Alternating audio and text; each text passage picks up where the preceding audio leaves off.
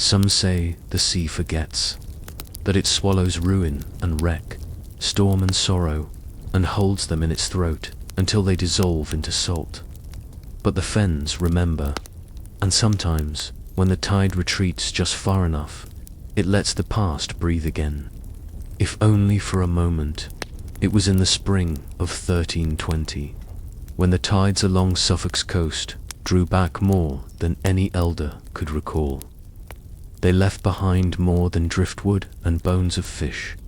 From the thick-bellied marshland of Dunwich Fen, something began to emerge, not like something rising, but something long drowned simply. Exhaled, a hollow silhouette, swallowed by sedge and brine, slowly came into view.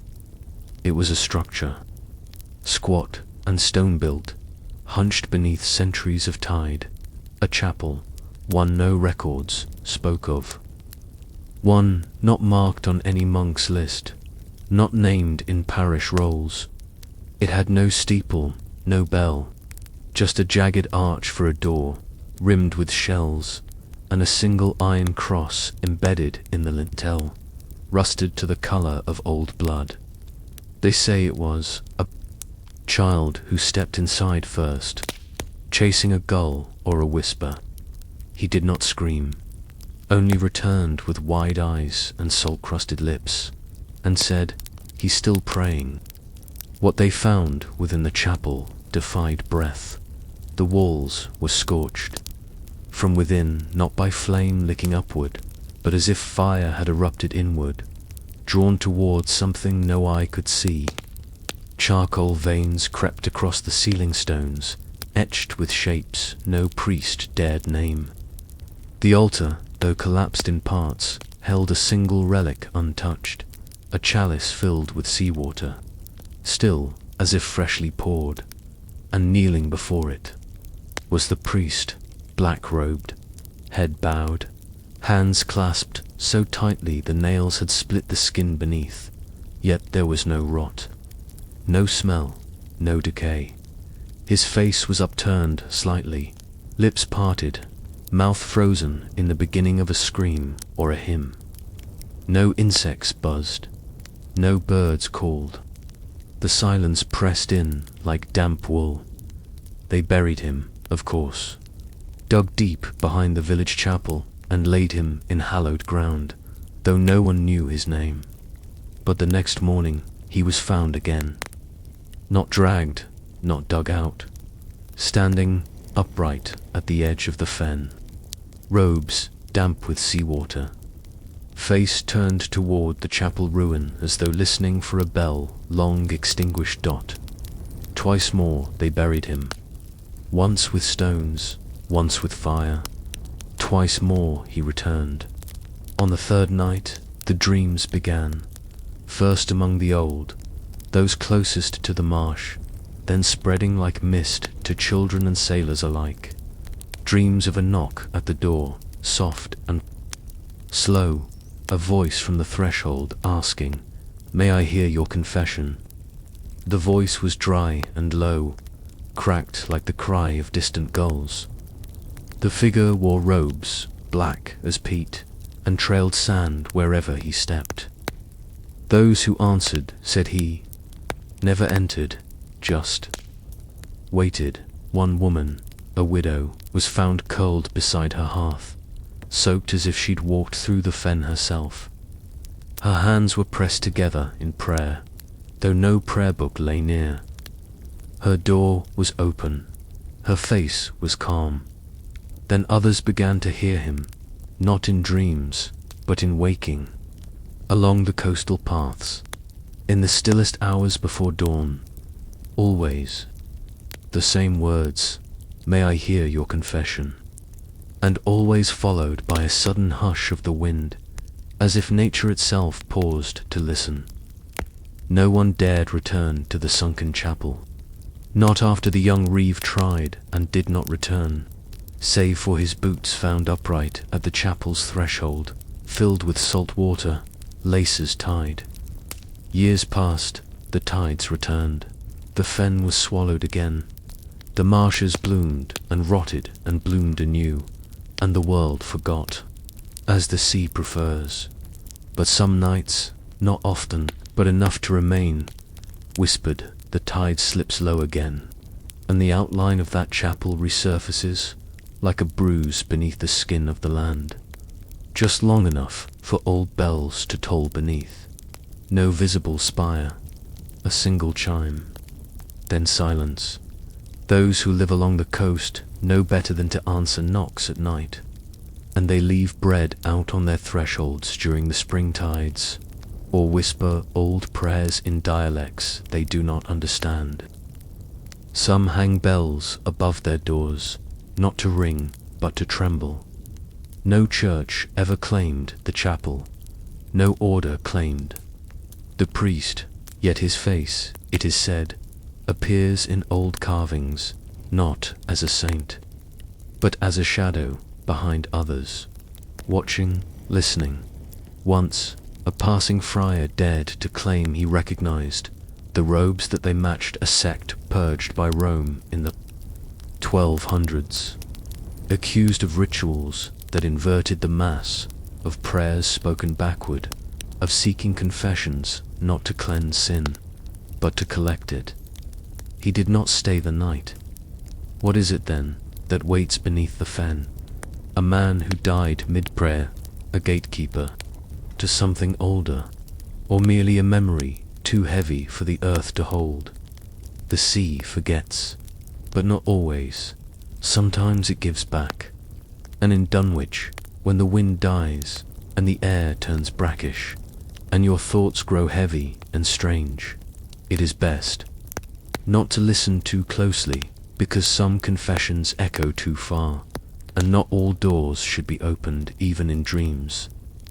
They say the vale is thinnest where the vines grow sweet and heavy, where the grapes drink deeply from soil fed not just by rain, but by memory, in the low hills of Hungary, near where the fog presses close to the riverbanks and the wind smells faintly of cloves and old stone.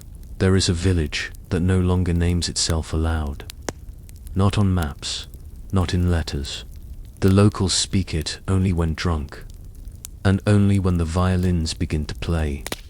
It happened in 1574, when the vines were heavy and the fever came early. That year, the wine bled darker, the bees buzzed slower, and the old women began praying not at dawn, but at dusk. Her name was Erzsébet. No surname was ever needed. She had hair like shadowed honey, and a voice that warmed goats to milk.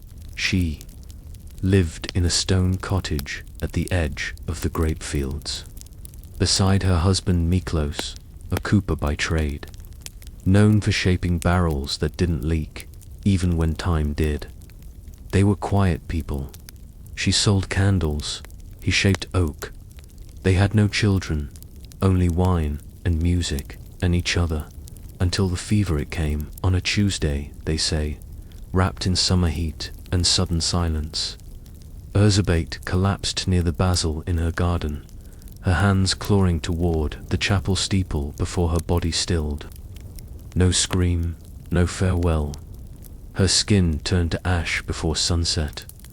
The village, fearful of plague, acted quickly. There was no vigil, no washing of the body, just linen, fast prayers, and soil. Her coffin was buried beneath the chapel's eastern wall, where wild thyme grew, and where the river sometimes wept up through the cracks in stone. Miklos did not attend the burial. Some say he refused. Others say he was seen standing beside her grave hours before dawn, his boots unlaced, his shirt soaked in wine, and then came the music. 3 nights after the burial, the sacristan was locking the chapel when he heard it, the slow stroke of a bow across strings, a violin lilting low, then climbing, then circling in patterns too precise to be wind. He turned, and there, moving between the tombstones, with a rhythm not learned but remembered, was a woman. She was barefoot, her gown soaked as if she had risen from a river. Her eyes were blank, her mouth did not move, But her body danced, slow turns, delicate steps, movements no longer meant for the living. He called her name. She did not stop. By morning, the church doors were sealed, the fields abandoned, and Miklos, her husband, was found in their cottage, sitting upright, hands folded, eyes wide. His skin had gone pale, and there was a smile carved into his cheeks. Not drawn, not formed. Carved. There were no signs of struggle, no wounds. Elsewhere on the body, just that grotesque, red crescent smile, and the scent of wine so strong it made the walls swell. The villagers gathered again. They exhumed the grave. Her coffin lay empty, except it was not empty. Inside, where Erzsébet should have rested, were lilies. White river lilies, soft and full, still wet with dew. Dozens of them. Too many for one hand to place. No footprints marked the earth around the grave. No soil disturbed. Only the scent of grapes, heavy in the wind, and a single thread of wine-stained linen caught on the chapel gate. They resealed the tomb with chains of silver, hammered deep into the stone. The priest offered 7 masses. The widows scattered salt in circles. No one slept without a crucifix.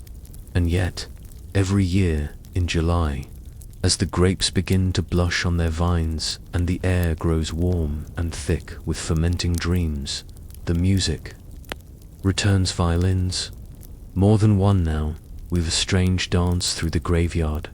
No figures are seen, but the vines tremble as if feet move among them.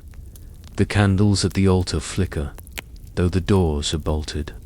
And once, only once, a traveler passing through saw a procession of shadows, 12 in number, circling the chapel at dusk. Arms raised, as if in silent toast. No grave bears Erzsébet's name now. The villagers no longer bury their dead. Near the chapel wall, the wine from that harvest, they say, is sweeter than any other, but no one drinks it without whispering her name first, and tying a red ribbon around the bottle's neck, so she does not come to claim it herself. One theory, the sort that makes priests uncomfortable, is that she was never truly dead, that the fever mimicked death, and she rose buried, alone, suffocating beneath hymns and earth. But that does not explain the lilies, nor the absence of decay, nor the music that plays with no hand, no bow, no breath. The old women say she was chosen, that in the moment between breath and silence, something ancient passed through the river and found her there alone, burning with grief, her skin still warm with love and rage, and it danced her back to remember, to avenge, to warn, to celebrate. What was eaten at that graveyard feast is not known, but each July the village locks its doors and pours its wine in silence, watching the fog settle thick upon the earth, and they wait for laughter, because that, too, returns soft at first, like the chuckle of a child beneath a veil, then louder, a woman's laugh, full, sharp, not cruel, but knowing, as if she remembers every name, every touch, every vow broken in haste and buried too soon. So if you pass through that village, and the grapes are swelling, and the wind smells like crushed petals and old vows, and you hear violins where there should be none, do not stop, do not dance, and never follow laughter into the graveyard, because some feasts are not for the living, and some loves, once buried, dance only for themselves. They say the sky remembers, where human memory fails, where stone is worn smooth by centuries of forgetting. The wind still carries warnings, not in words, but in absences, in the things that should be there, and are not. Above the river Seine, where cliffs sheer down into ancient mist, and the moon leans close enough to taste the stone, There rises a fortress that no owl will touch. Chateau Gaillard, bold, brutal, built by the will of a lion-hearted king, and shunned ever since by the night's most watchful creature, it began. As all haunted things do, with pride, Richard I of England, the Lionheart, commanded the fortresses. Creation in 1196, built in haste. It rose like a war cry on the crag, its towers white and sharp as bone, its walls ringed with cruelty. It was meant to keep the French at bay. But even in its triumph, something in the mortar soured. The villagers whispered first that the stone was too pale, that the mortar bled black, that the masons heard things in the walls, scratching, cooing, flapping, though no bird ever nested in its beams. When the towers were complete, the soldiers arrived. They laughed at the rumors, fed their hounds, took women, sang songs under banners soaked in pride. But the owls did not come, no. Feather drifted down from the battlements. No hoot echoed through the rafters. And the soldiers began to notice. They told each other it was luck. No birds meant no droppings, no nests to clear. A blessing, a clean war keep. Until the siege. In 1204, the French came. The air turned bitter. The sky ironed itself shut, trapped inside the stone ribs of their fortress. The English garrison waited, and then the first man was found. He had not been stabbed or starved. He had not wept or prayed. He had died standing, head tilted violently, backward, mouth stretched wide, as if in silent laughter or scream. Inside his mouth, feathers, wet, grey, matted, stuffed so deep they touched the back of his throat. His eyes had been scooped clean by what no one could say. The surgeons trembled. The priest wept. By morning, another was found. Then another. Always the same, gazing upward, jaws full of feathers. Hollow sockets to greet a sky that offered no mercy. The commander sealed the records, buried the bodies, ordered the chapel cleansed. But the deaths continued. On the seventh night, the sentry swore he saw wings, not flying, crawling against the moonlight. A shadow slithered along the ramparts, not bird, not beast, something. Between, he dropped his torch. It sputtered in the wind, and in the silence that followed, he heard it. A rustle, like parchment torn in rhythm. Then a whisper, no voice. Just air pressed wrong. He did not scream. He jumped. The siege ended. The French breached the outer walls, then the inner, but they found no resistance, only ruin. The soldiers had gone mad, or dead, or both. One man was found laughing in the reciting psalms in reverse. Another had sewn shut his own mouth with thread pulled from a banner. Of the 40 men inside, only 2 survived. Neither spoke again. The French sealed the records. The monks, summoned to cleanse the keep, walked the battlements in silence. One of them, Brother Avelin, lingered behind. He had grown up near the cliffs. He remembered the owls. Even the bats have left, he said. Not for wind, not for frost, but because something watches from the stone. Something older than wings. He left a note in the chapel's altar. The birds saw, and they refused the sky. He was found days later, his hands folded, his chest opened. His ribs had been etched from the inside, carved with tiny claws. 3 at a time, over and over, the fortress fell into ruin. Grass took root between the stones. Children played near its husk, until one day, in the summer of 1341, 2 brothers disappeared while hunting frogs in the moat. When they were found, Their mouths were packed with moss and feathers. Just above them, carved into the stone, talons, 3, repeating. Scored deep, the monks stopped coming. No one rebuilt the walls. Today, Chateau Galliard still stands, cracked, defiant, teeth bared to the river's song. Visitors walk its paths in daylight, where the sun softens even the cruelest past. But come dusk, no birds stir in its trees. No insect hums beneath its towers. And if you sleep there, some still do.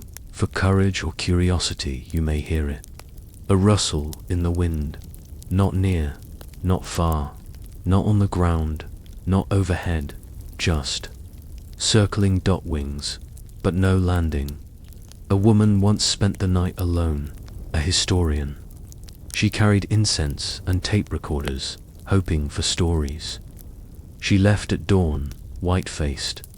Silent her notes, ended mid-sentence. It does not fly. It crawls. It flutters in the walls. She never returned to France. The fortress waits, as all wounds do. And still, no owl dares its towers. No moth braves its light. The keep is too quiet, not with peace, but with listening. Whatever made, the birds abandon the sky above Chateau Galliard, may never have left. So if you go, and some do, seeking answers, look up carefully, and if you feel watched from behind your shadow, do not turn. Not all things that haunt us have faces, and not all wings are meant to fly. They say the wind in the Pyrenees carries voices, not echoes, not ghosts, but names. Names whispered through frostbitten pine and between stones too old to crumble. Not all who die are forgotten, but many are lost, and some are only waiting to be named in the winter of 1488. When the frost arrived early and refused to lift, a girl was born in a village whose name has since vanished. She was not remarkable at birth. The midwife did not cry prophecy, nor did the animals stir strangely. Her mother wrapped her in coarse linen and whispered the name Elaine, though no priest ever recorded it. The snow outside did not melt that day, not even when the hearth was fed with alder and ashdot. The girl barely spoke in her waking hours. Pale-eyed and still as morning fog, she followed her mother to the fields, placed seeds carefully into soil that refused to warm. She did not cry when she fell, did not laugh when others played, but at night her lips moved. At first her mother thought it a dream, mutterings of childhood, the mind unwinding. Then she began to hear names, names that did not belong to the living. Jean Duval, the girl whispered once, breath forming, mist in the cold room, under the red stones. She wants her scarf. The next day, an old farmer confirmed it. His sister Jean had died in childbirth 3 villages east. Her scarf, red wool, had been lost in the snow. Another night, Father Thomas, he's standing by the lime tree. He doesn't know which way to go. He had died in the next valley 3 nights before, his cart overturned in the dark. Soon, the names came faster. Dozens each night, spoken softly, calmly. No fever, no possession. Just the quiet voice of a child reciting a list of the dead. The priest was summoned. He arrived with his crucifix and oil, muttering Latin as if it were a blade. He demanded to see the girl. Elaine stared at him. Her lips did not move. But when night fell, he too heard the voices, not aloud, not with ears, but inside, like breath, caught in glass. That night, he was found face down in the snow outside the chapel, his mouth torn open by his own hands. Witnesses swore he was whispering backwards, repeating words he had never learned. He was buried without rites. Elaine grew. Thin, not sick, not wasting, just pulled, as if something beyond her flesh was drawing itself through her bones. By her 12th winter, she no longer opened her eyes, but her mouth never stopped moving. They say people came from far villages, bringing names of their lost, hoping she would speak them back. Some waited days in silence. Others said the names came only if they were forgotten, as if memory were the price of entry. One woman wept for a brother no one believed existed. Elaine spoke his name before dawn. Another asked for a child she had buried in secret. The girl whispered his lullaby. In her sleep, no one taught her the songs. No one told her the names. Some claimed she was cursed. Others said she was chosen. When she died, not violently, not in agony, just quietly one morning as the mist crept into her lungs. The villagers did not know what prayers to say. No rite had been written for a soul who carried the voices. Of others, no saint had claimed her. They buried her beneath a lone pine outside the church wall, where no shadow reached at noon. When spring came, someone no one knows who carved a phrase into the stone. She listened when no one else would, and the names did not stop. Years passed, frost came and went. The village faded. But the wind did not forget. A child was born in a neighboring hamlet in 1512, at age 6. She spoke a name in her sleep, one no one had uttered in 40 years. The parents did not understand, but an old woman remembered. A man drowned in a well. His body never recovered. The girl said he missed the sunlight on his back. Another child in 1549 drew faces into the ash on her cottage hearth. Dozens, detailed, sorrowing. She said they were waiting in the hills. In time, those who remembered Elaine began to call.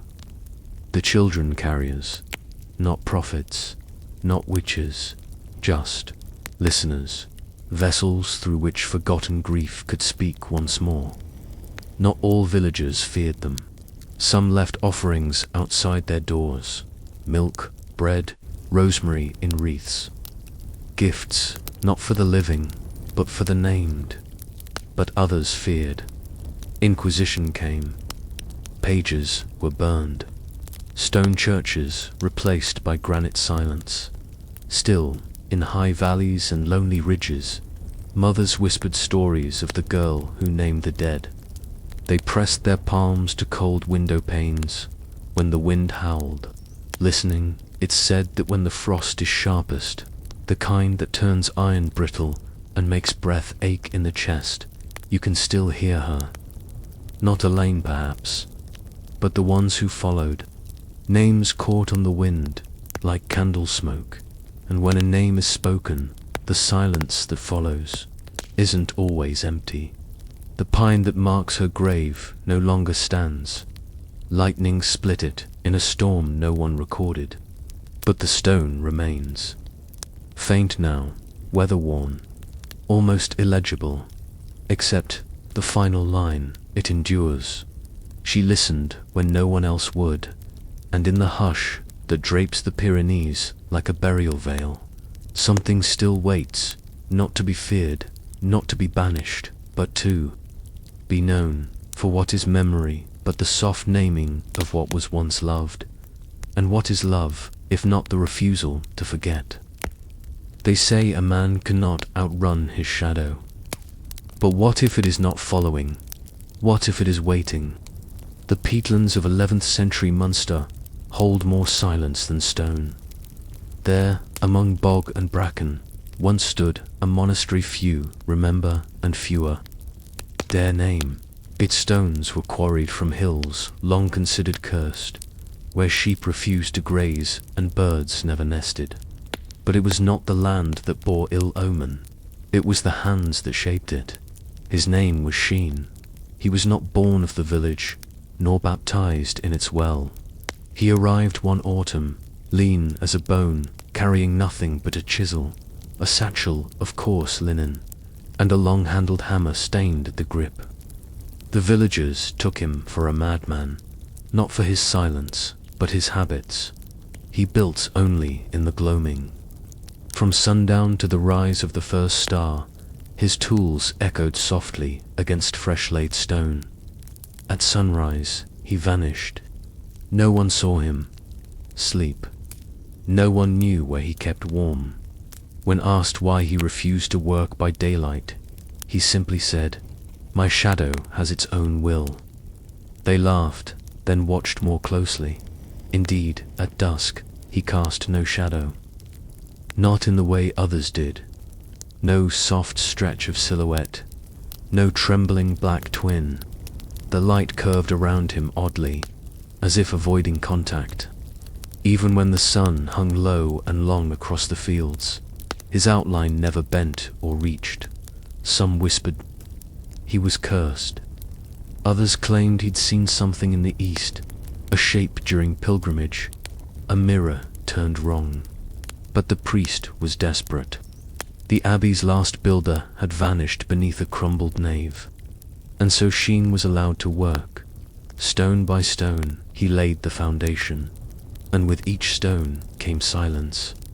Not the kind of silence born of reverence, but the stillness found in deep water, where even air forgets to stir. He carved no symbols into his work, no crosses, no saints, no plea for protection, only smooth surfaces, unmarked, as if building not for God, but for something that watched more closely. The other masons kept distance, then stopped coming altogether. Sheen worked, alone. When the roof beams were raised, he watched the light filter through them with narrowed eyes, as if measuring not brightness, but trespass. One night, he spoke to the wind. It was late autumn. The frost had begun to silver the moss. He stood before the completed foundation, hand resting on the cornerstone. A monk passing by, seeking solitude, heard him murmur, "It wants to live where I cannot." By morning, he was gone. His tools were found in a neat bundle by the altar stone. Number, note, no footprints. Only the faint smell of iron and peat. The monastery stood for 3 years. Then, on a morning without storm or quake, without omen or tremble, it fell, not with a crash, not with groaning timber or shattered bell, just silence, as if sound itself had been excised. When the villagers came, they found the walls flat in the grass, unbroken. The roof collapsed as if placed down gently by unseen hands. No bodies, no blood, just the weight of absence, and beneath the stone where the altar once stood, something darker than moss was uncovered. It was a man's shadow, perfect, precise, burned into the granite like fire without flame. It matched no living man. No bones lay beneath, no cloth, just the outline. Arms slightly spread, heels together, head bowed, as if kneeling in surrender or warning. Sunlight never touched that mark again. They tried holy water. The priest nearly choked when it steamed on contact. Salt was poured by the cart.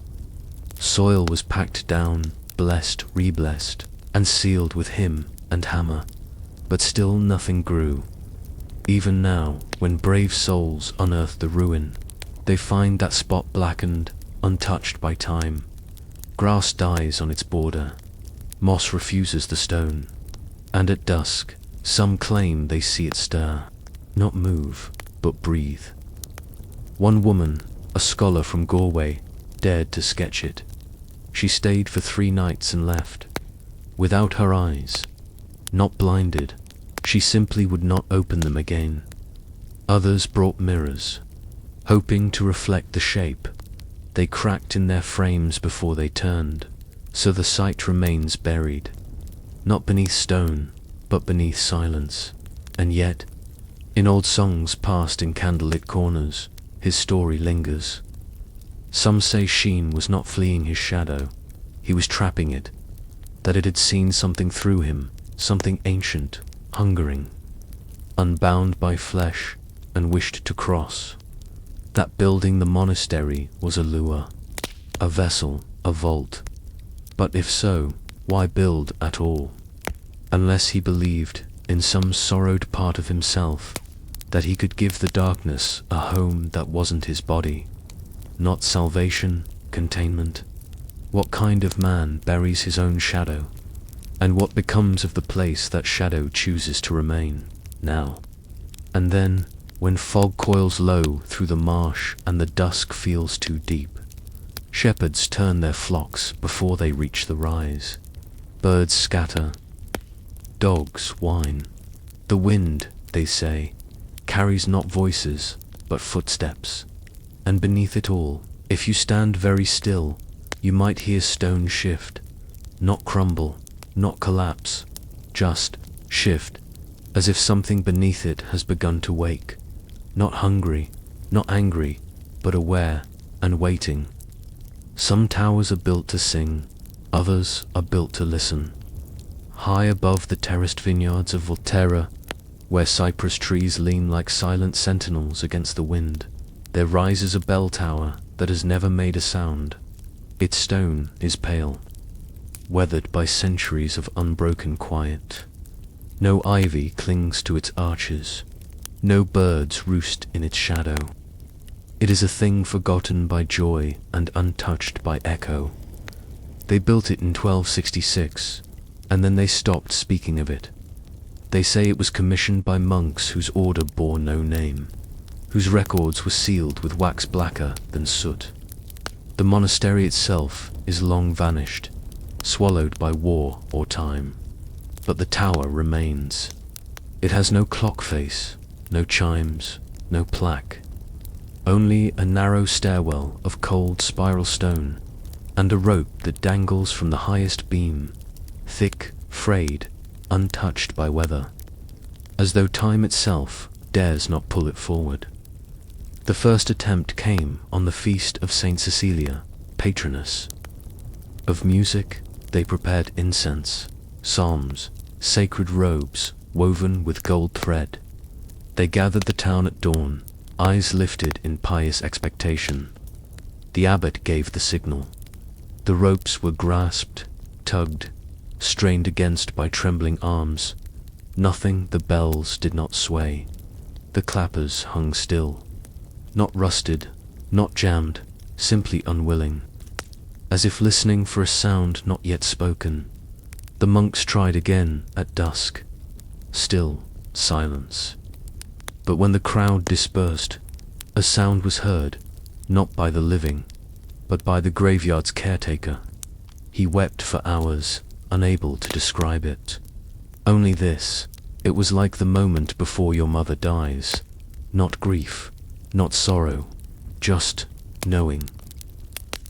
The second attempt came on All Souls' Day. That year, a novice named Matteo had been assigned to sweep the tower stairs. He was young, lithe, and always humming. The elders warned him not to linger past the third window, the one that faced the bones beneath the vineyard slope. That wall remembers, said one monk. Matteo, unbothered, smiled. Stone forgets, he said. And he went up alone at dusk. The villagers heard it. Not bells, but a sound like breath held too long. A soft inhalation that pulled the air from the chapel below. Then a scream, not of terror, not pain, but wonder. They are here, Matteo whispered, as he stumbled down the steps and fell at the altar's feet. He never spoke again. His hands bore thick rope burns. His eyes would not close, even in sleep. He died 2 weeks later. Never blinking, never blinking. They sealed the tower after that, bricked the stairwell with mortar and prayer, nailed shut the doors with thorns and wax, and silent hymns. But silence is not absence. Silence listens. and it chooses each century. Almost exactly, someone vanishes near its base. A traveler, a pilgrim, a painter once, who tried to sketch the tower's lines and found them shifting on his page. A child once, who sleepwalked away from his mother's hand and was never seen again, though his shoes were later found at the threshold, facing inward. Locals do not speak of the tower. They speak around it. The vineyard curves wide to avoid it. Birds migrate in bent paths.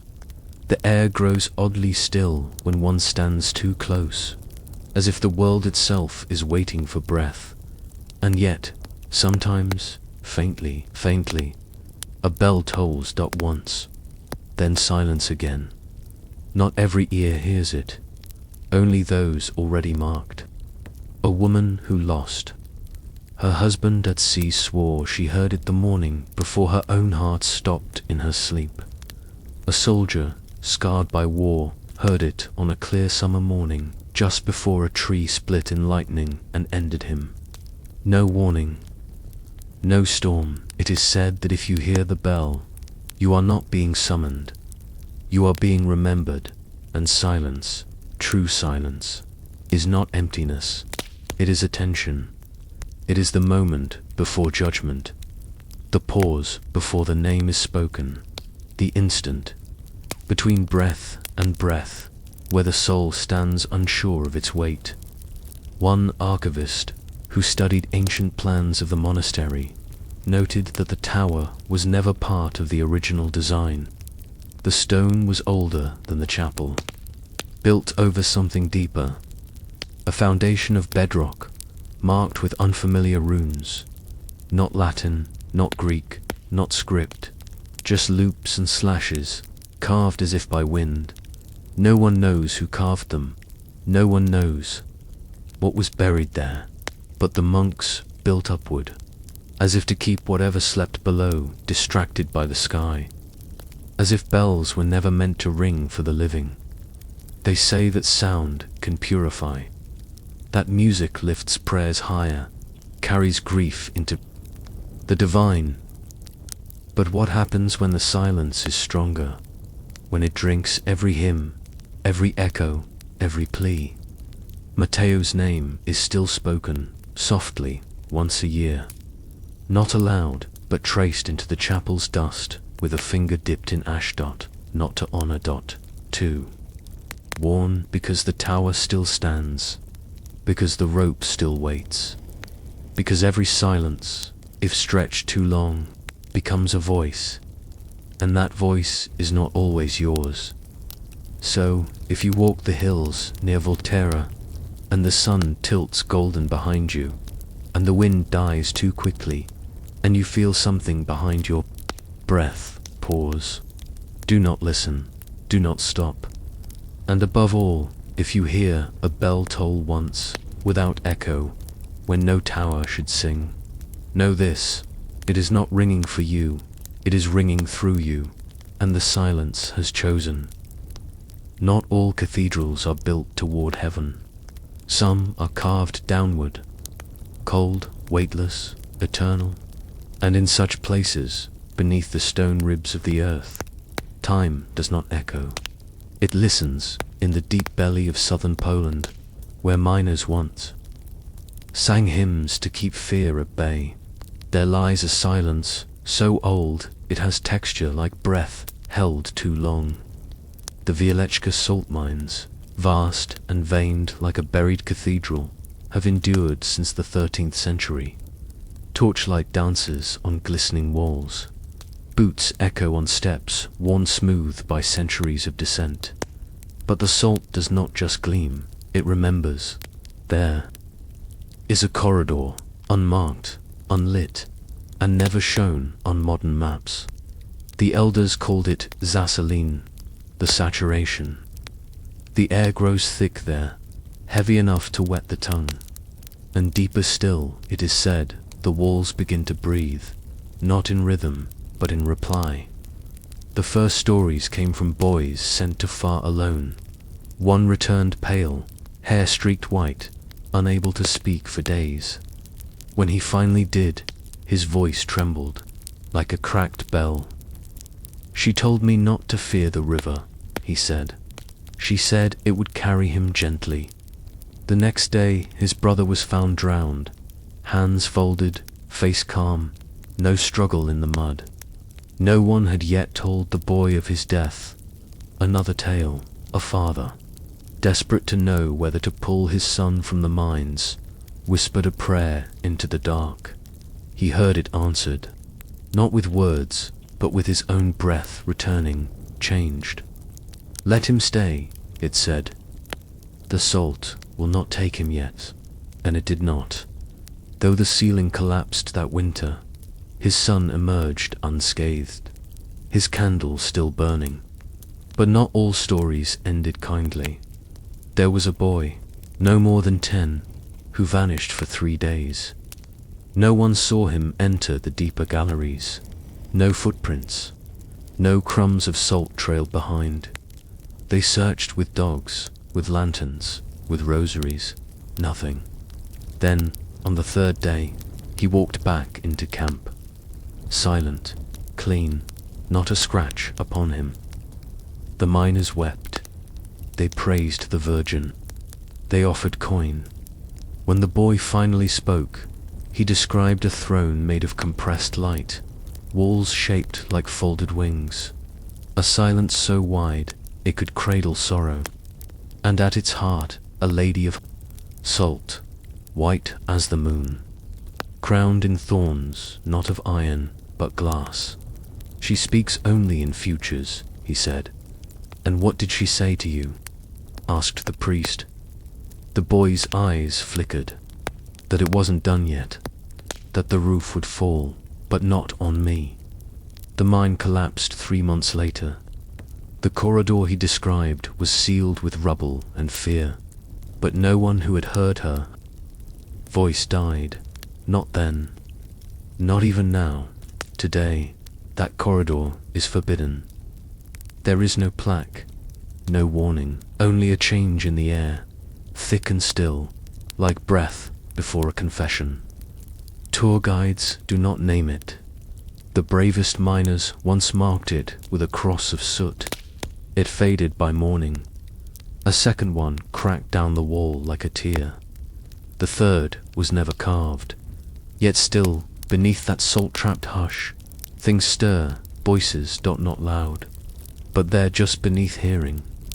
They do not call, they answer.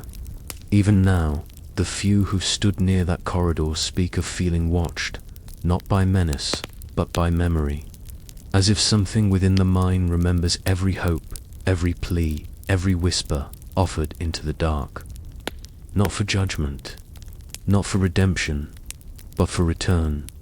Because salt, they say, is the earth's way of keeping what it cannot bear to forget. There was once a scholar, a woman whose brother died in a shaft collapse, and who refused to accept he was simply gone.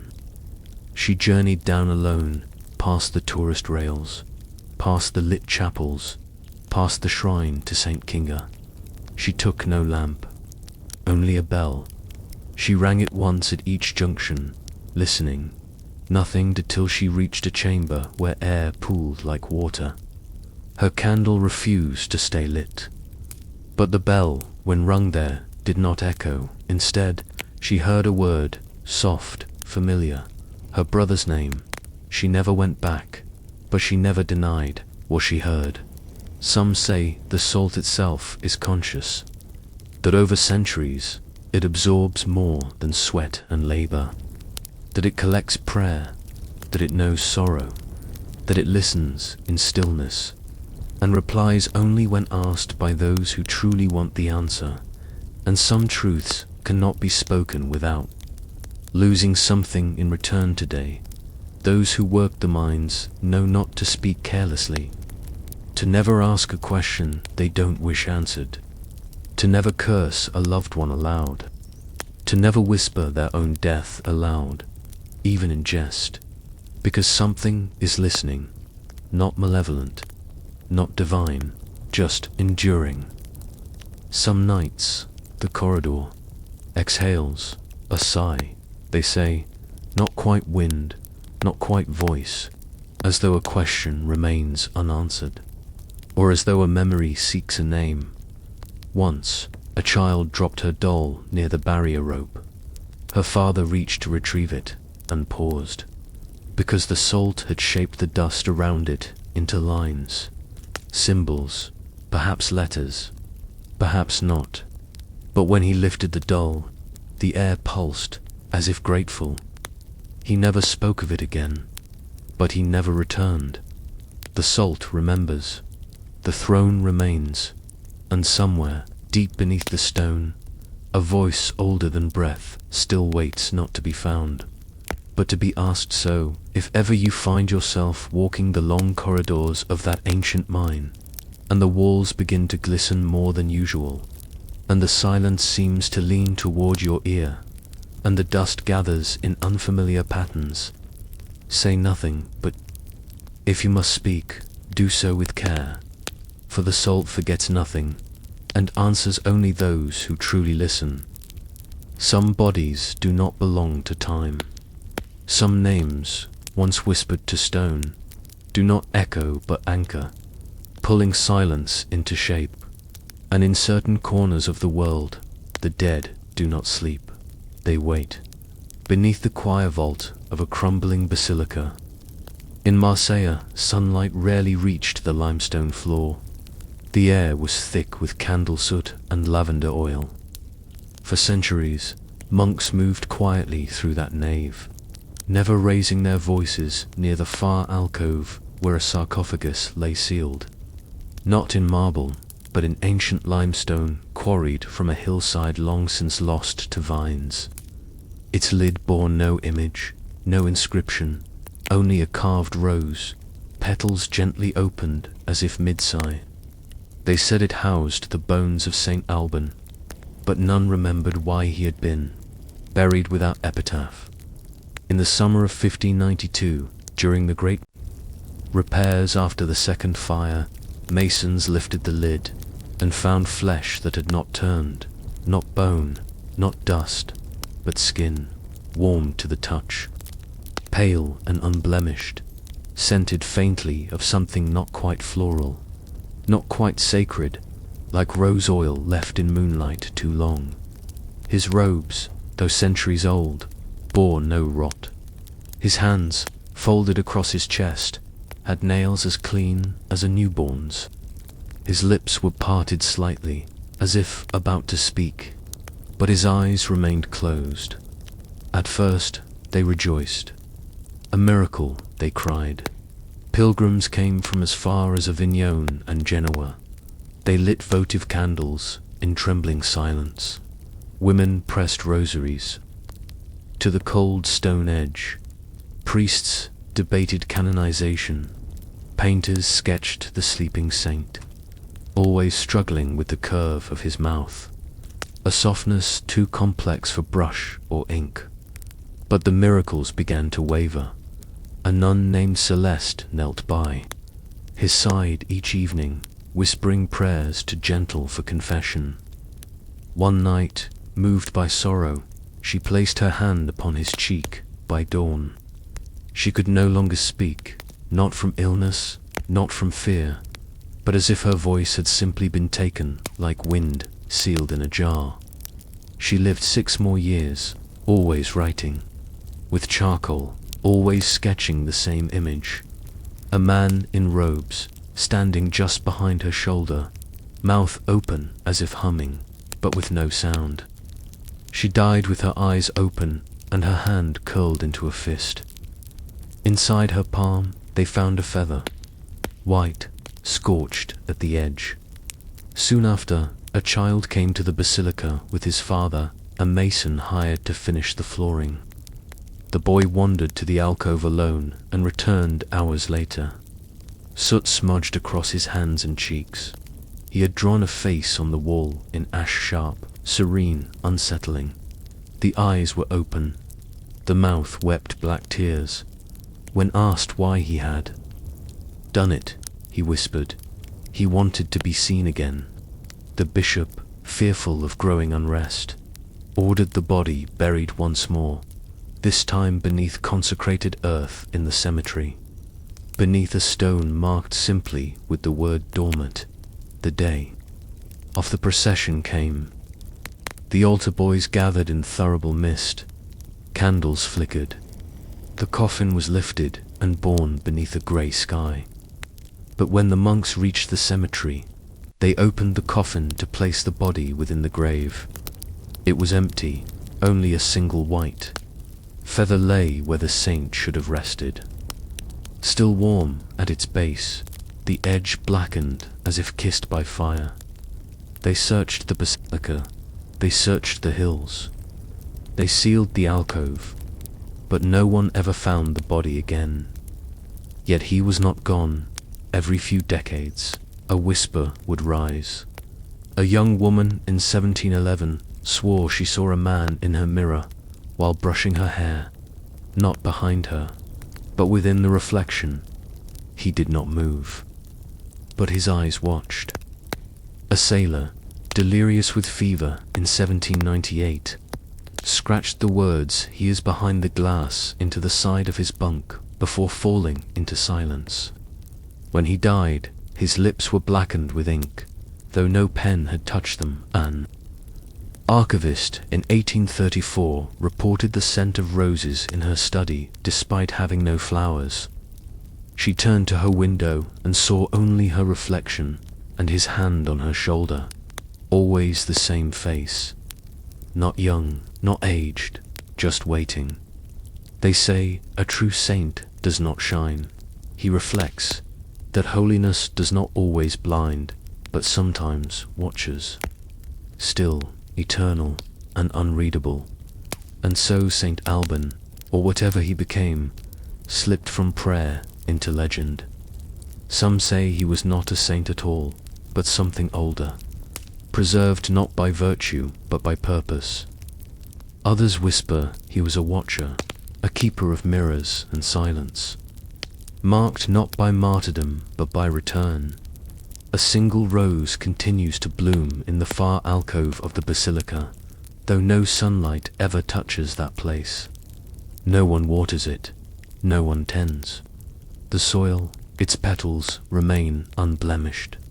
Each Sunday it turns, slightly always, facing the mirror hung behind the altar. The clergy pretend not to notice. They preach, they pray, but they never look into that glass. They know what waits. And some nights, when the wind dies and the last candle gutters out, pilgrims swear they hear breath, not quite a sigh, not quite a voice, and the faint rustle of feathers. Beneath the stone, no one speaks of it aloud, but every few years, another child will draw his face. Another sister will weep without tears. Another pilgrim will flinch at their own reflection, uncertain of which part is still theirs. Saint Alban does not rot, Saint Alban does not sleep, and sometimes the saints do not leave. They simply begin to watch. Snow falls like silence made visible. It drapes the mountaintop in white hush, muffles every stone, every breath, every sign. High in the Alps, where the air thins to glass and even the wolves tread gently, there once stood a chapel carved into the flank of the world, the Hermitage of St. Groton. Few knew it by name, fewer still dared visit.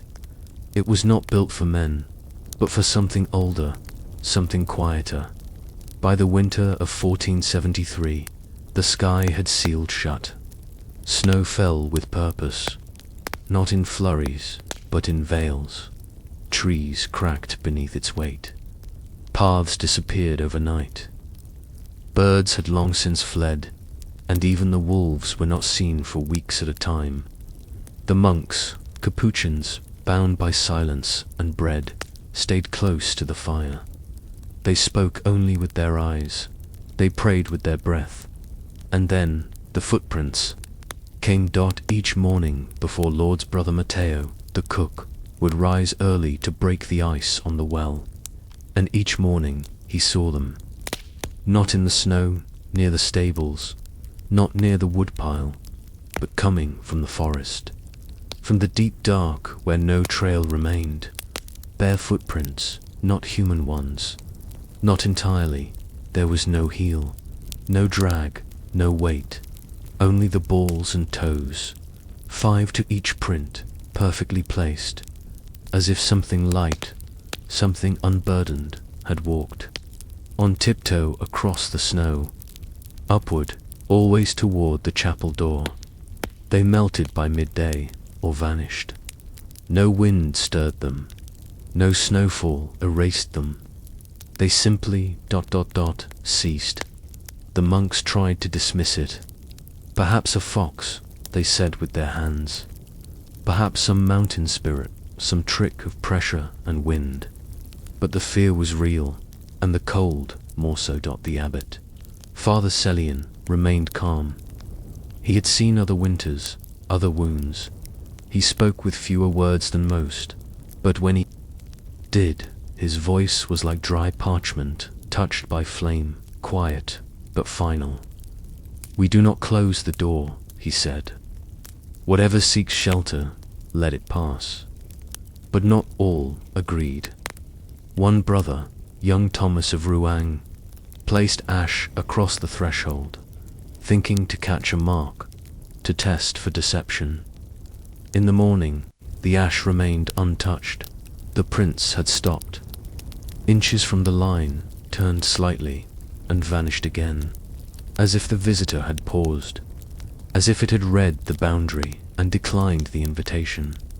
Then, one night, a howling wind rose, not from above, but from beneath, as if the earth exhaled.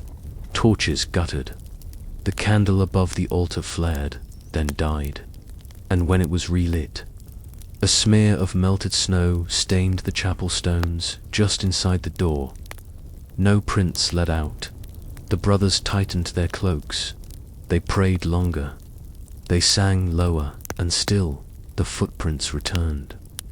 Each morning, bare, cold, alone, until, at last, the abbot followed them. He did not wake the others. He did not dress for warmth. Only his robes, his staff, and his silence.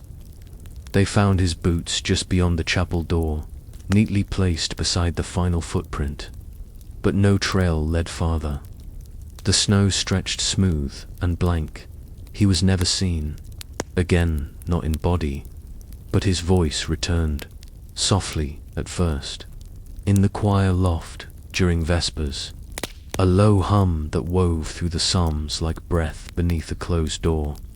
Then a whisper, a wordless tune, familiar, deep, wounded. The monks did not speak of it aloud.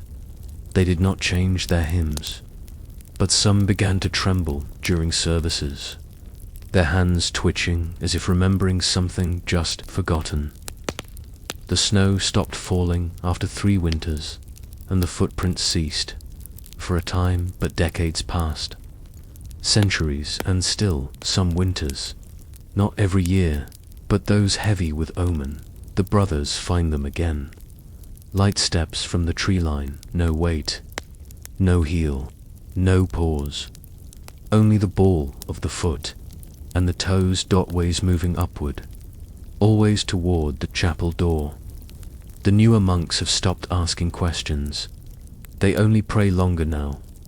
The old ones, the few who remain, speak little, but some leave bread, out near the threshold, and warm water.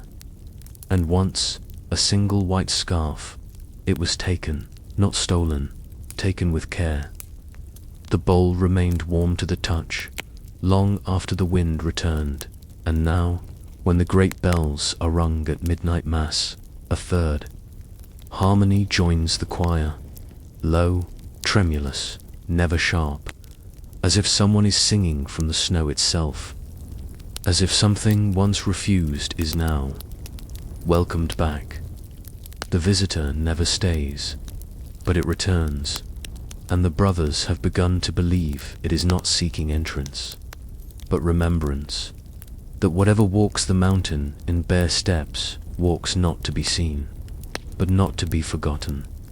Even now, in a corner of the chapel, beneath the old icon of St. Francis, a single melted patch appears during harsh winters. Though no snow reaches inside, though no one enters without shoes, the stones darken in the shape of a footprint, just one, as if someone knelt, as if someone prayed, and then walked on. The sea forgets nothing, not the weight of anchors, not the names of ships, not the screams sealed inside drowned wood. In the year 1379, under a sky the colour of tarnished pewter, a Flemish vessel known as the Saint Margriet slipped from the misted harbours of Brut. No record speaks her origin clearly. No logbook was ever recovered. Only her name, carved in old iron at the stern, Sancta Margriet, rust-licked and flanked by wooden angels whose faces had no eyes. She set sail with no banner raised, no bell rung. The tide was still, the wind unmoved. Yet her sails caught air as if drawn by breathless command. She moved against current, against tide, against time. 3 days later, she was seen again, not at port, not anchored in any bay, but drifting slowly past the coast of Zealand. Her sails did not flutter, her lanterns unlit. Her hull creaked, but not from rot, as if something inside was restless. Watching, waiting, beneath the mast, what looked like figures stood still, too still, their robes stiff in a wind that did not reach the shore. The villagers of Egmondonzy watched her pass in silence. Not one man waved, not one dog barked. It was as though the ship had unstitched the sound from the world around it. 2 months passed. Then she was seen again, this time near Whitby, under moonlight choked with cloud. A fisherman's wife reported that the ship's reflection did not match its form. The masts were fewer in the water, and the figures on deck moved, though the ones above remained still. No one dared board her, not then, but fate is greedy with its curiosity. It was off the coast of Dunloghair, Ireland, where a lone fisherman named Keelan O'Shea saw her drift again, low in the water, as if heavy with secrets. He tied off his skiff and climbed the rope ladder that unfurled itself from the ship's side. He was gone for only 1 hour. When he returned, his hair had turned white. His hands shook so violently he could no longer tie knots. He never spoke again. But on his cottage door, he carved one phrase, slowly, methodically, as if from memory rather than thought. They whisper from the ropes. He died that winter, eyes open, salt crusted at the corners of his lips. After that, Saint Margriet was no longer merely legend. Coastal villages began lighting candles when fog rolled in, not to guide the living, but to warn the dead. Children were told to hide mirrors. Dogs whimpered without sound when the wind shifted seaward. Fishermen hung bells from their nets, listening for chimes that never came. And when storms rolled in from the north, fierce, quick, and strangely, warm old sailors claimed to glimpse her silhouette just beyond the breakers. No sail raised, no anchor dropped, just drifting, unmoving, eternal, and always with those same still figures standing shoulder to shoulder, along the rails, not swaying with the sea, not bowing with the mast, watching something only they could see, or waiting for someone who never came. In 1442, a monk travelling to Lindisfarne wrote of a vision. He had been at sea 3 days when his ship was becalmed. As the fog closed in, he saw a vessel slide silently past, black sails stretched as if by breath, not breeze. He described ropes, not of hemp, but of hair, long, human, and pulsing faintly at the knots. The monk returned to shore with a broken crucifix and eyes rimmed in frost. He never took communion again. Later tales say the ship bore no cargo. Others insist its hold was filled with clay jars, sealed in wax, marked with names that had been struck from parish ledgers centuries earlier. Names of the excommunicated, the disappeared, the forgotten. One tale claims the ship is not a vessel at all, but a penance, a soul sentenced to sail, carrying echoes of the unconfessed. Each figure on deck, once a man who could not speak his truth in life, now frozen in witness, bound not by chain or shackle, but by memory unwilling to dissolve. Another says the ship never leaves the sea, because she was never built on land. The sea birthed her, carved her hull from midnight, stitched her sails from fog, hung her ropes. From silence, she is not a ghost ship. She is the memory of water itself, and still she drifts, today, when storms touch the North Sea. The old kind, the ones that press in like a closing fist. Sailors lower their eyes. Radios crackle with static, though there is no lightning. Compasses spin, gulls vanish, and always, in the distance, someone sees a shape. A ship with no name called aloud, a ship with figures that do not move. And sometimes, for those who've been too long at sea, who carry too many secrets, they say a rope ladder descends, and sometimes they climb. No one has ever returned. But some mornings, a new carving appears on coastal stones, salt-scratched, barely legible, not a warning, a remembrance. The voyage never ends, because some ships are not meant to dock. Some are prayers whispered, too late, and the sea, eternal listener, never forgets who failed to speak before the tide came in.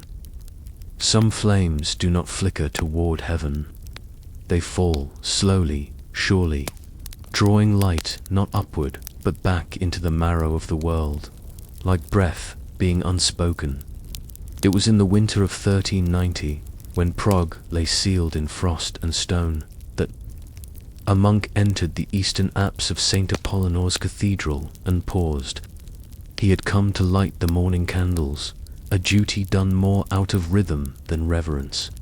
And yet this time, his fingers stilled. On the altar stood a candle that none had placed, tall, unblemished, made of pale beeswax laced with ash-colored streaks. Its flame, though lit, gave off no smoke. And stranger still, the wax did not descend with heat. It climbed with slow, reverent horror. The monk watched as molten wax curled not downward in rivulets, but up, coiling like tendrils toward the wick, feeding the flame from below. Each bead of wax vanished not at the base, but just before it reached the fire, dissolving upward into light with no scent, no warmth, no end. He backed away, did not speak of it. But by evening, word had passed quietly through cloister and corridor, and the next day, when the bishop came to see, the candle was gone. Only the pedestal remained, cold but slick with a wax that had no weight. When pressed between fingers, it melted into nothing. 3 days passed. The candle returned. It stood again on the altar before matins, fully formed, flame dancing, still in that strange reverse rhythm. This time, the priests tried to snuff it. Holy water had no hiss. Breath made it sway, but not die. At last, they extinguished it with cloth and sealed it in a reliquary of iron and glass. The next dawn, the candle was back, standing tall, already lit. The reliquary was empty, dusted, only with soot and bees' wings. No one lit it. No one could say how it arrived, and so it remained. Scholars were summoned. One came from Krakow, a man named Elion, learned in both scripture and natural philosophy. His beard was ink-stained. His fingers trembled with too many quills and too little sleep, but his eyes burned with inquiry. He arrived in January. Snow clung to the chapel windows like lace. Eliane studied the candle's rhythm for days, taking notes, sketching diagrams of flame arcs, drawing the wax's journey in fine charcoal strokes. He noted how it left no scent, no residue, how the light, though visible, cast no shadow, and how, in its presence, all clocks, even the grand horologe near the nave, ticked slightly out of time, as if second hands stuttered, just enough for breath to lose its place. He slept beside it on the third night. The candle flickered, but never dimmed. Eliane began to forget small things, the name of the street he'd lived on, the taste of clove in mulled wine, the face of his mother. He wrote it all down, careful, urgent, filling page after page with observations, as if afraid of something slipping past the veil. On the fifth day, he brought an old parchment, a copy of a convent ledger from the hills west of Bonneau, a record of nuns lost in a fire 40 years earlier. 13 names, 13 prayers marked unfinished in the margins. The fire had struck mid-mass, no cause ever determined. The chapel had burned inward, not outward, as if the stone itself had exhaled flame. Only one item was recovered intact from the ashes, a beeswax candle. Unlit, Eliane touched his quill to ink that evening, wrote only one line. It remembers the hands that lit it, and then he was gone. His journal was found open beside the altar, his robes neatly folded. No sign of a struggle, just a soft indent in the kneeler, as if someone had prayed long and quietly left. The candle, however, remained. They say the flame slowed after that, burned more gently, curling in smaller spirals, as though tired, as though satisfied. From then on, no priest dared remove it. None dared light another in that space. A silent agreement formed among the clergy. That flame would burn alone, and it has. For over 600 winters, no wax has fallen, no wick has shortened. But still the flame rises backward, always backward, as if drawing each whispered avenue, each muttered Kyrie, not upward to the heavens, but inward, to wherever silence keeps its records. Today, tourists pass the apse with quiet reverence. Few speak, fewer linger. There is something in the air, like old incense or breath caught on the edge of a question. And if you listen, truly listen, in the hush between footsteps and candlelight, you may feel it too. The soft inhale of a prayer returning home, because not every flame seeks the sky. Some burn in reverse, not to warm, but to remember, not to light, but to draw darkness close and hold it gently, like a vow, unbroken dot. And beneath the great stone ribs of that ancient cathedral, in the quiet of all that has been and all that will never be again, one candle continues its quiet descent, undoing time, one breath at a time. Some places were never meant to be mapped. Some corners of the earth seem to hum with memory even before they are touched, as if sorrow had taken root long before names were ever spoken. And in the hills of Wales, between two brooks that do not freeze nor flood, there lies a graveyard no parish claims and no mourner dares enter twice. There is no path that leads to it. You must feel for it, they say, through fog and bramble, over stone slick with moss, where birds refuse to sing and the wind moves with a kind of caution. But if you listen not with ears, but with the marrow of your bones, you will sense the gate before it appears. It creaks even when still, wrought iron, twisted in a pattern no smith will recognize. Always cold, always unlocked. The place has no sign, no inscription, no consecration mark. But once, in the year 1501, a gravedigger named Daveth from the village of Llanwyddan tried to survey its edges.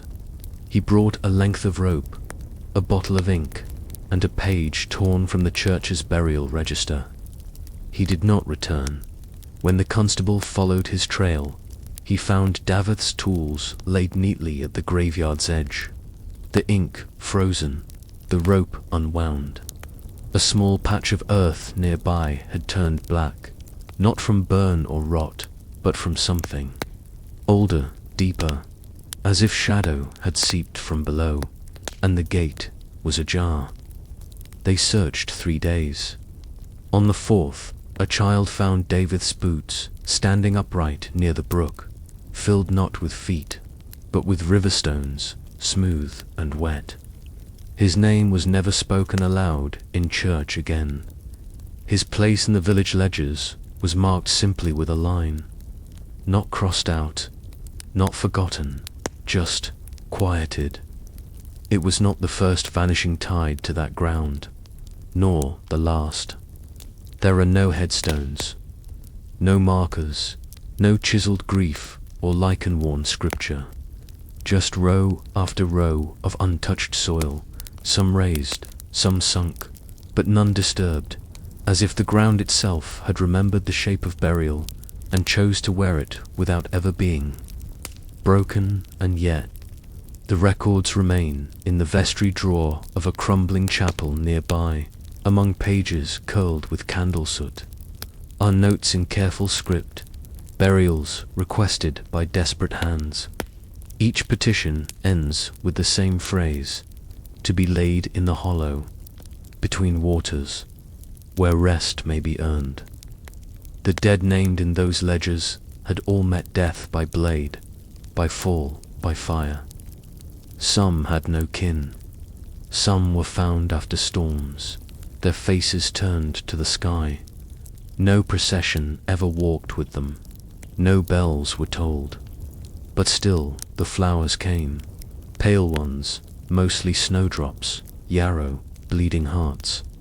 Never tied, never arranged, but placed with a reverence only silence can teach. A shepherd once claimed he saw a woman kneel at one of the earthen mounds at twilight. Her shawl was torn, her feet bare. She whispered something into the soil, then vanished like breath into frost. No prints remained. Another man, years later, found a note pinned to a rowan tree near the gate. The parchment was yellowed, but dry despite the rain. Its ink, a strange mix of red and silver, shimmered faintly in the gloom. The note read, "We bury what will not rest." It bore no name. The townsfolk stopped speaking of the place in public, not from fear, though fear played its part, but from respect, as if naming it might call attention, as if some resting things had earned their quiet. Once, a young archivist from Cardiff arrived, determined to study the folklore. She walked into the grove just after sunrise and stood within the gate. She was seen hours later at the village well, face pale, voice a thread of sound. She spoke only 3 words before fainting. The earth breathed, and indeed, they say that if you sit by the boundary stone at dusk, not inside, but just close enough for shadow to touch your heel, you may feel it, a shift, a settling, like lungs drawing slow air beneath centuries of silence. No birds land on the iron gate, no insects crawl across the mounds, no trees grow inside the bounds, though roots from outside reach in and curl back out, as if unsure. The church bells of Llanwyddan once rang 13 times just past midnight, with no one in the tower. No wind, no intruder, just a soft echo that faded not into stillness, but into a hush that blanketed the valley for the rest of the night. The priest awoke weeping. he could not say why. Now, each All Souls' Day, the altar cloth is stained with a print of soil no one can explain. Each year, it appears in a different place, the corner, the center, sometimes beneath the chalice, always just enough to be seen, never enough to accuse, and still the flowers come. No one claims them. No one is seen leaving them, but each week, no matter the season, fresh blooms appear along the invisible rows. And some say, if you listen close on a windless night, you'll hear not voices, but something softer, the rustle of fabric, the creak of unseen shoulders settling into earth that never opened. Because not all graves are dug with shovels. Some are shaped by memory, some are chosen by the forgotten. Themselves not to be mourned, but to be still, and in the quiet between. Brooks, where maps fall silent, and the moon bends low to watch, a place remains for those who died alone, and found company only afterward. No bells, no names, just rest. The sea does not remember as men do. It does not carve names, nor keep ledgers. It holds only sensation, the cold of bone, the weight of salt, the silent passage of time as measured not in years, but in tides. And on a certain island in the Baltic Sea, barely more than a stone rising from water, that forgetting becomes sacred. Brother Erhard came to that island when the moon was high and the wind sharp as a blade. He was not sent by any order. He asked no blessing, carried no letter. He arrived with only robes the color of ash, a satchel of quills, and a single wooden box, locked with twine and wax. The fishermen who ferried him there said he spoke softly, but his eyes never blinked. They left him with bread, candles, and a bell. He never rang it. The monastery he chose had been abandoned. Its stones wept with moss, and its chapel roof sagged toward the altar like an old spine in prayer. The floor was littered with owl pellets and the bones of forgotten offerings. And still Erhard bowed his head and set about his work. He copied scripture, at first psalms, gospels, fragments of lost homilies brought from distant corners of Christendom. His pen moved slowly, precisely. The candle beside him never guttered, no matter the wind that battered the tower windows. He did not write for others to read. He wrote to preserve, as if words might be kept safe from the sea's silence by being etched into vellum before the moon drowned them. But one day, perhaps in winter, perhaps in the long blue dusk that lasts weeks in those northern skies, the holy words ceased. Instead, Brother Erhard began something else. It was not in Latin, not in Greek, not in any tongue known to the cathedral scribes who would later examine it. He titled it, in the margins, in a hand more fevered than reverent, Sermo Lunaris, the Sermon of the Moon. The manuscript began with circles, endless, nested circles, drawn in silver ink. No alchemist has since been able to replicate their lines.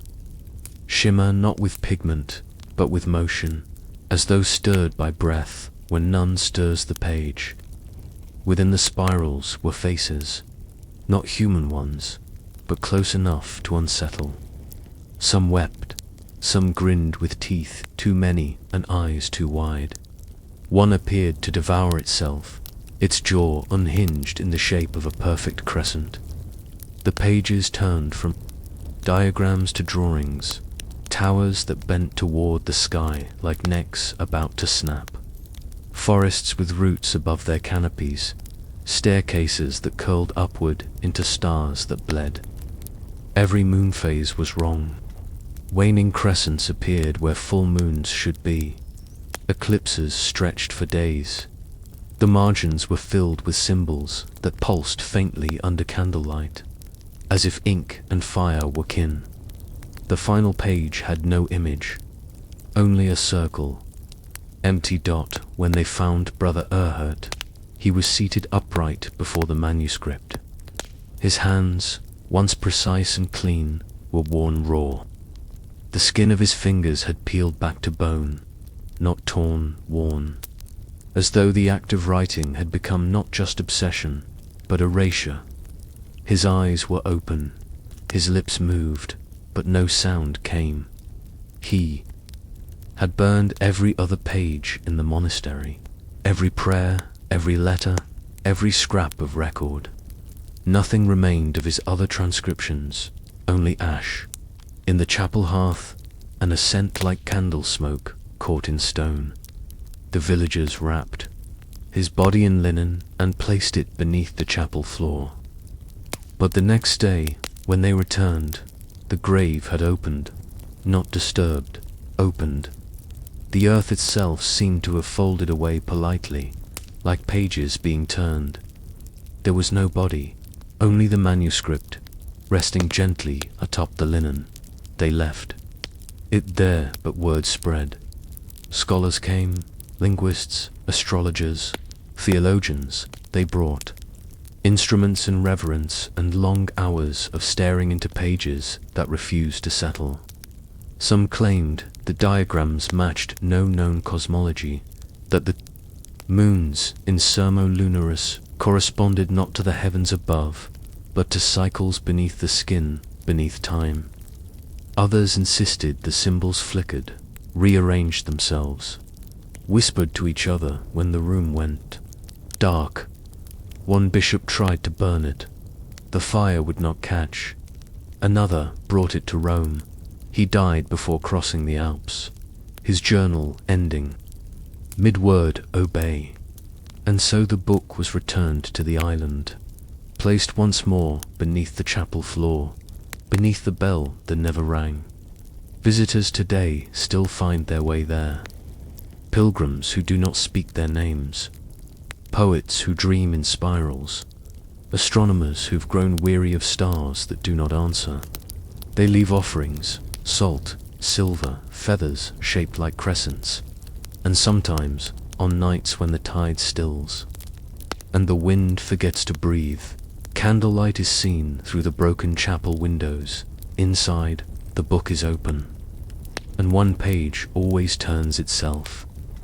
Some say it's the wind, but there is no wind in that place, only the sea's hush, and the memory of a sermon not meant to be read, only obeyed, because not all words were written for understanding.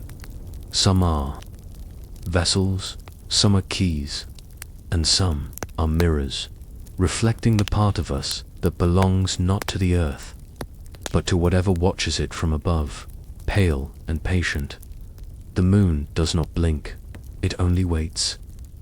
Some doors are not made to open, some do not close, and some, carved in haste and sealed in fear, remember the hands that tried to forget them. In the high reaches of Austria's limestone Alps, there was once a village that no longer bears a name. Its wooden roofs were sharp and sloped, its chapel stooped beneath the weight of old prayers, and its graveyard leaned slightly to the east, as if listening to something deep beneath the frost. The wind there had teeth, and even the wolves walked with care. In the early days of spring in 1311, a pestilence swept through the valley. It came not with blackened boils or blood at the lips, but with silence. Children stopped singing, the bakers' ovens cooled, chickens fell still in their coops without a sound. One by one, homes were shuttered from the inside. When the first body was buried, no one rang the chapel bell. The source, they whispered, was the house at the far western edge of town, a low stone dwelling with a yew tree pressed too tightly against its side. It belonged to the MHR family, cobblers by trade, quiet by habit, faithful to the letter of every mass. No one remembered them coughing. No one had seen them weep, but they had been seen praying, not to the altar, but to the threshold of their own home, hands pressed flat to the wood, Murmuring so the priest, Father Elian, gaunt and brittle, his breath already short, proposed a solution. To save the town, the house would be bricked shut. The family inside would remain, not as punishment, as sacrifice. The MHRs agreed. Brick by brick, the townsfolk laid the seal, mud, stone, mortar, bloodied fingertips and all. The yew tree was cut back, its branches burned. As the final stone was pressed in place, a single voice murmured from within, "Remember the door." The night was cold. The sky held no stars. And when morning came, the bricks lay neatly stacked beside the frame, not crumbled, not thrown, but placed with reverence, like books shelved after reading. The door was closed, whole again, not damaged. The priest gathered the strongest men. Again they sealed it, and still, at first light, the door stood unmarred. The bricks once more beside it. No prints, no tools, no sound during the night.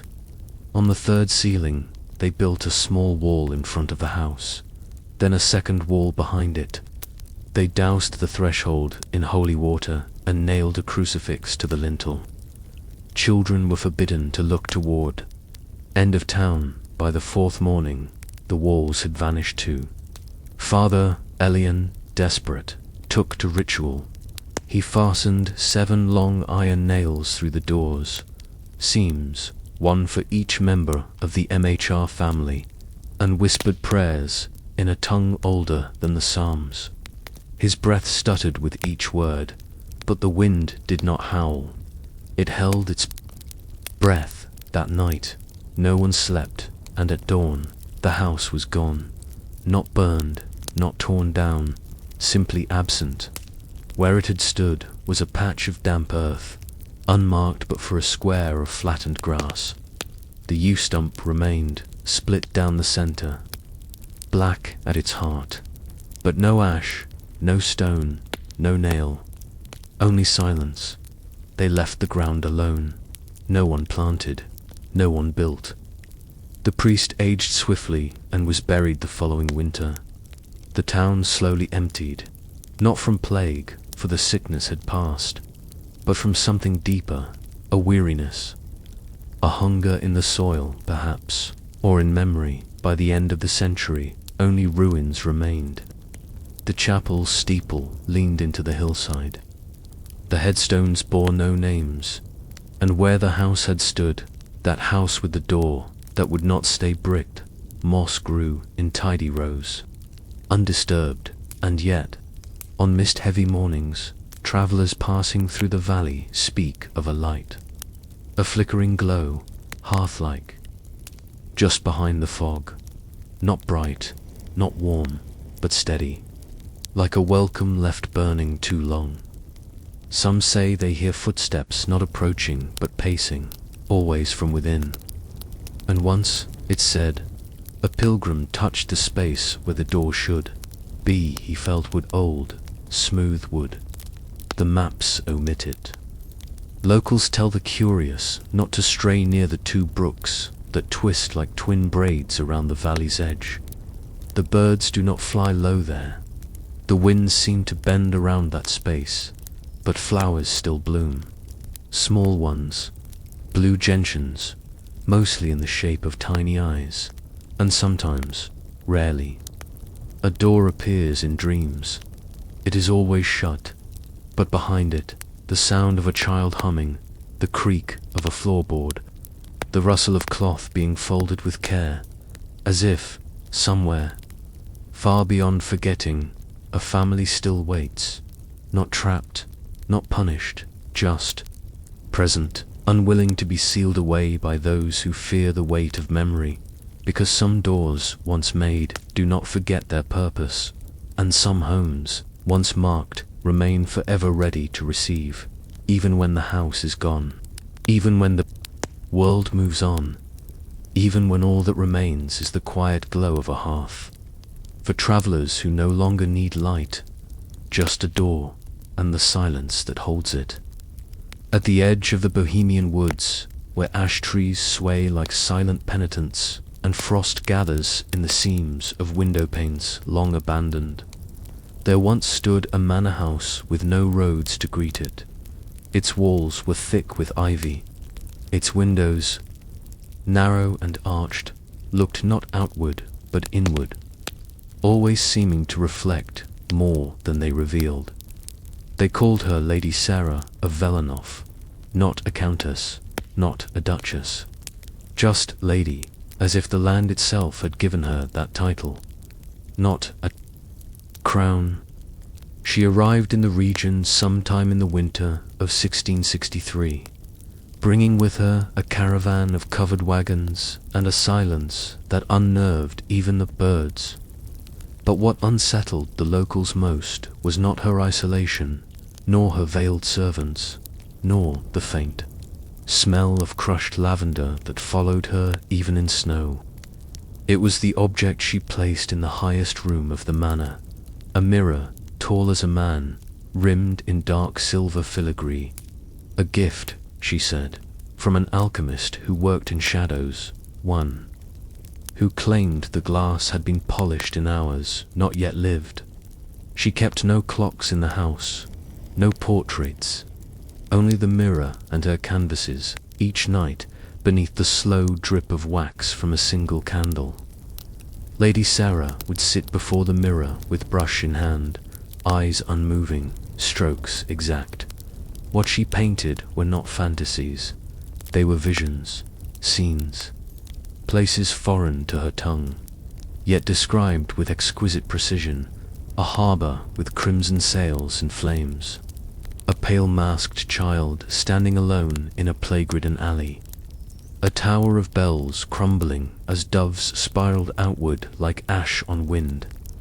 At first, the paintings were curiosities, then confirmations. A Venetian ship burned exactly as depicted, though she had never seen the sea. A city, half a continent away, was quarantined the same week her portrait of masked mourners dried on its easel. Nobles began to whisper. Was it sorcery, madness, or prophecy? The Habsburg court sent a physician. He returned with trembling hands and refused to speak. A bishop followed. He demanded to see the mirror alone. His carriage left before dawn, empty. She never fled, she never hid. She simply continued. Each evening, as the candlelight softened and the room darkened, Lady Sarah sat, watching, painting, listening.